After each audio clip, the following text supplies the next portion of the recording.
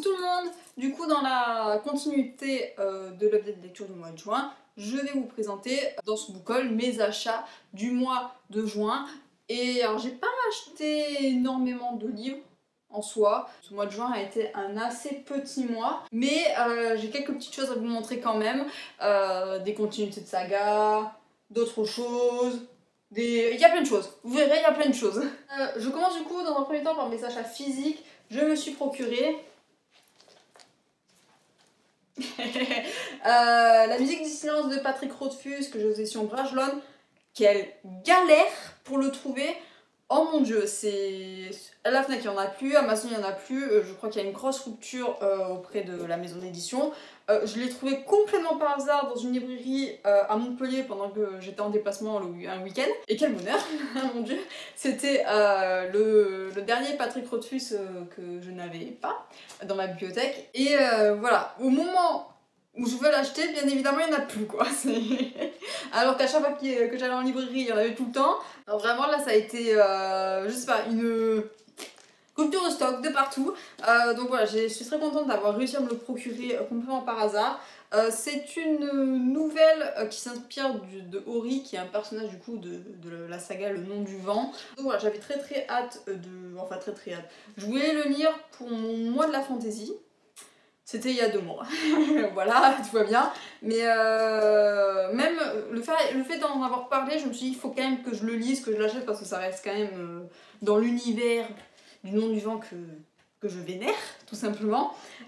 Donc voilà, j'ai hâte de me plonger dedans. J'ai vu des avis mitigés, certains qui ont beaucoup aimé, d'autres qui ont trouvé que c'était un peu en dessous du Nom du Vent. Après voilà, c'est un petit livre, il doit faire un peu plus de 200 pages, même pas. Donc je m'attends pas à ce que ce soit vraiment un tome du Nom du Vent, non c'est vraiment une petite nouvelle. En plus elle est en hardback, donc vraiment très content. Après le livre il est tout simple, hein. Il y a rien devant, c'est juste...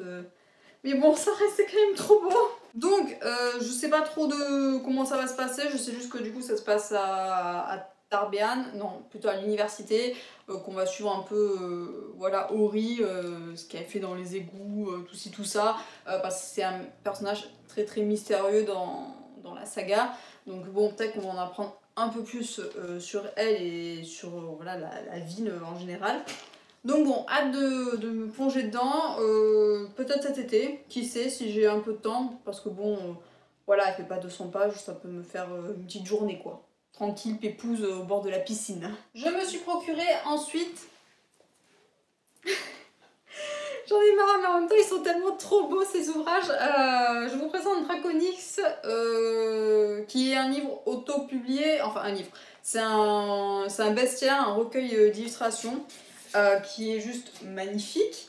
De Shane et Nimu, pardon si je dis mal les noms. Je vous mettrai en barre d'infos l'Instagram, le site, etc. où j'ai pu le trouver. Et voilà, je l'ai dédicacé. Il est trop beau. Et puis même l'ouvrage, il y a des illustrations juste de fou furieux. Et pour les fans aguerris de dragons, j'étais obligée de l'acheter. Voilà, les illustrations sont magnifiques. J'ai pas eu encore l'occasion de le lire.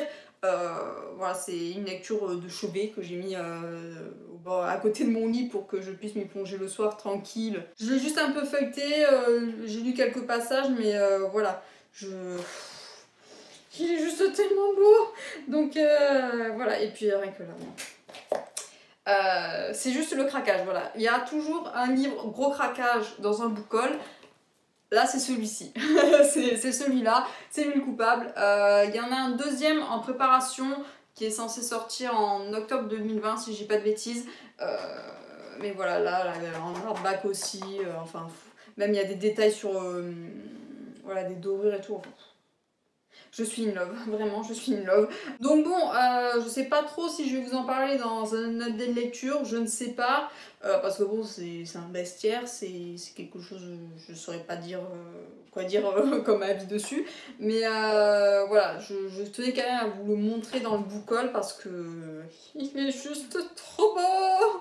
Je me suis ensuite procuré le tome 8 de l'Épouvanteur que je n'ai pas sur Toulouse, je l'ai sur Montpellier, je l'ai laissé à ma maman pour qu'elle le lise parce que voilà, j'étais en plein challenge le garrot donc je voulais le lire plutôt après pendant l'été. Donc bon, suite de saga, je sais pas trop ce que nous réserve ce 8e tome, j'avoue que je l'ai acheté sans vraiment lire la 4e de couverture. J'en attends beaucoup de ce tome 8, là aussi c'est vrai que je me répète sur l'Épouvanteur à quel point le tome 6 a été une déception monumentale, que le tome 7 ça allait un peu mieux, donc voilà, toutes mes espérances vont sur ce tome 8, sur ce qui va advenir, sur l'avenir de Tom et de Alice notamment. Surtout que le tome 7 se finit un peu, voilà, l'Épouvanteur sait ce qu'a fait Alice et Tom, voilà, pour éviter de vous spoiler.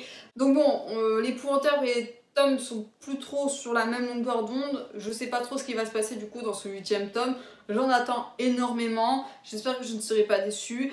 Je vais en parler, voilà, je vais demander à ma maman, alors, t'as pensé quoi s'il te plaît, rassure-moi, parce qu'il me fait flipper ce tome 8. J'espère vous en reparler très bientôt voilà, pendant l'été, parce que bon, les tomes de l'Épouvanteur ce sont pas des bricasses, et en général quand je le commence, je le finis dans la journée quoi, ou peut-être le lendemain, mais bon, ils font pas long feu. Donc bon, dès que je retournerai sur Montpellier et que ma mère l'a fini, je les récupérerai pour le lire. J'en attends énormément, je sais pas trop. J'espère voilà, vous en reparler très bientôt et vous en parler en bien. Pour mes achats électroniques, je me suis procuré deux deuxièmes tomes.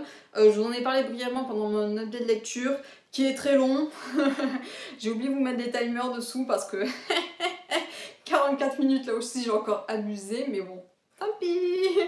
Je me suis procuré du coup le deuxième tome de Prince Captif de C.S. Paca qui se nomme Le Guerrier, que j'ai eu aux éditions Brajlon. J'ai lu le premier chapitre du tome 2 parce que il était avec le tome 1.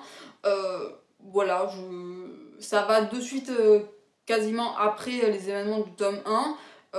Donc bon, je sais pas trop ce qui va se passer, j'en attends beaucoup aussi de ce tome 2 parce que du coup comme j'ai pu le voir dans les commentaires, certains me disent que voilà, il faut vraiment lire le tome 2 et le tome 3 pour comprendre voilà, toute la mise en place du tome 1. Donc je vais lire le tome 2, incessamment sous peu, parce que là aussi ils sont très très courts, donc je pense qu'en une journée je peux me le finir le tome 2.